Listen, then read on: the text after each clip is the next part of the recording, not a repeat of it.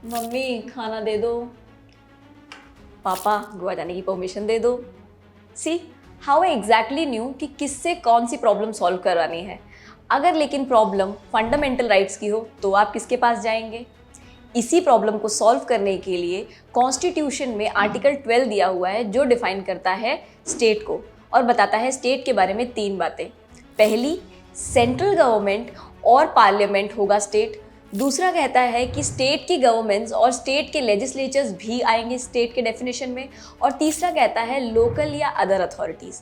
अब local authority तो word में फिर भी क्लैरिटी है, जहां पर हम लोकल गवर्नेंस के टूल्स को उसमें इंक्लूड कर सकते हैं, लेकिन अदर अथॉरिटीज़ बहुत ही एम्बिगियस टर्म है और इस एम्बिग्विटी को क्लियर करने में दर्जनों केस लग गए इंडियन जुडिशरी को।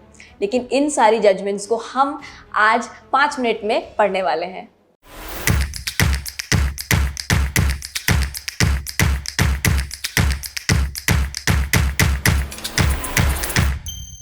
तो शुरू करते हैं फर्स्ट केस से, जहां क्वेश्चन उठा कि क्या यूनिवर्सिटी एक स्टेट होगी, और ये सवाल उठा university of Madras versus Shantabai के केस में। और इस केस में सुप्रीम कोर्ट ने जजमेंट देते हुए कहा कि यूनिवर्सिटी स्टेट के डेफिनेशन में नहीं आएगी क्योंकि वो एसिडम जनरस नहीं है। अब एसिडम जनरस क्या होता है? फॉर एग्जाम्पल, मैंने आपको दिए कुछ फ्रूट्स और कुछ वेजिटेबल्स, यानी कि कुछ प्याज और आलू और साथ में कुछ एप्पल और ऑरेंजेस। तो आपको पता है कि अगर ये सब चीज़ें मिक्स्ड हैं तो आपको इन्हें किस तरीके से सेपरेट करना है। आप ऑब्वियसली एप्पल्स को एक जगह, ऑरेंजेस को एक जगह और साथ में आलूओं को एक जगह और प्याज को एक अलग जगह रखेंगे, क्योंकि कुछ फ्रूट्स हैं और कुछ वेजिटेबल्स हैं। इसी सेपरेशन को कहा जाता है एसिडम जनरस, यानी कि एक जैसी चीज़ें एक साथ और अलग चीज़ों को अलग कर दिया जाए। क्योंकि यूनिवर्सिटी आर्टिकल 12 में बताई गई बाकी बॉडीज़ जैसा कोई भी फंक्शन डिस्चार्ज नहीं करे थे, यानी कि ना तो लॉ मेकिंग का काम करे थे ना ही लॉ एनफोर्समेंट का काम करे थे, इसीलिए वो आर्टिकल 12 में बताई हुई बॉडी के साथ में एसिडम जनरस नहीं थे और इसीलिए यूनिवर्सिटीज़ को स्टेट मानने से इनकार कर दिया गया। सेकेंड केस आया Ujjam Bai versus state of UP का, जहाँ पर कोर्ट ने जो एसिडम जनरस का डॉक्ट्रिन था उसे रिजेक्ट कर दिया।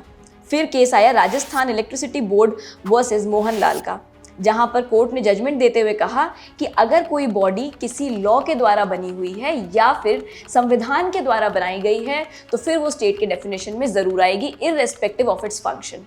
फिर केस आया सुखदेव वर्सेस भगत का, जहां पर कोर्ट ने प्रीवियस वर्डिक्ट को अपहेल्ड करते हुए कहा कि कोई भी बॉडी हो उसकी हम ओरिजिनेशन देखेंगे, यानी कि वो कहाँ से बनी है या किस तरीके से एनैक्ट हुई है, ना कि उसका फंक्शन। और इसी जजमेंट में कोर्ट ने ओएनजीसी और एलआईसी जैसी बॉडीज को स्टेट के तौर पर एक्सेप्ट किया। फिर केस आया RD Shetty versus international airport authority का, और ये जजमेंट बहुत ही इंपॉर्टेंट साबित हुआ क्योंकि इस जजमेंट में कोर्ट ने एक नया टर्म इजाद किया और कहा कि हम जब भी किसी बॉडी को स्टेट के तौर पर आइडेंटिफाई करना चाहेंगे तो हम देखेंगे कि डिग्री ऑफ कंट्रोल क्या है उस पर गवर्नमेंट का, यानी कि अगर गवर्नमेंट का काफ़ी ज़्यादा डिग्री ऑफ कंट्रोल है उस पर्टिकुलर बॉडी के फंक्शनिंग में तो उसे स्टेट के एम्बिट में ले लिया जाएगा। साथ ही में एक और चीज़ देखी जाएगी और वो है कितना फाइनेंशियल असिस्टमेंट उस बॉडी को मिल रहा है स्टेट से। अगला केस आया सोम प्रकाश वर्सेस यूनियन ऑफ इंडिया का, जहां पर पहली बार कोर्ट ने 5 टेस्ट प्रेस्क्राइब करे और इन टेस्ट में से पहली बात थी फंड्स कितने मिल रहे हैं उसे स्टेट से, दूसरा फंक्शनल कैरेक्टर कैसा है उस बॉडी का, तीसरा प्लेनरली कंट्रोल कितना है, चौथा हिस्ट्री ऑफ फंक्शन क्या है, यानी कि क्या वो फंक्शन पहले कोई स्टेट बॉडी एनफोर्स कर रही थी या डिस्चार्ज कर रही थी,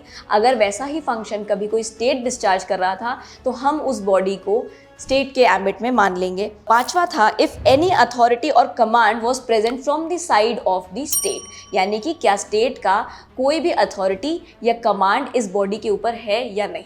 और आखिरी केस है अजय हसिया वर्सेस खालिद मुजीद का, जहां पर जजमेंट में 6 टेस्ट प्रेस्क्राइब करे गए आइडेंटिफाई करने के लिए किसी भी बॉडी को एज अ स्टेट। पहला टेस्ट था कि शेयर कैपिटल में कितना होल्ड है गवर्नमेंट का, दूसरा टेस्ट था कि कितनी फाइनेंशियल असिस्टेंस मिल रही है या मिल भी रही है या नहीं, और तीसरा टेस्ट है is the function of such nature in which the state had it's monopoly, यानी कि क्या जो फंक्शन अब डिस्चार्ज किया जा रहा है उसमें कभी स्टेट की मोनोपोली रही है।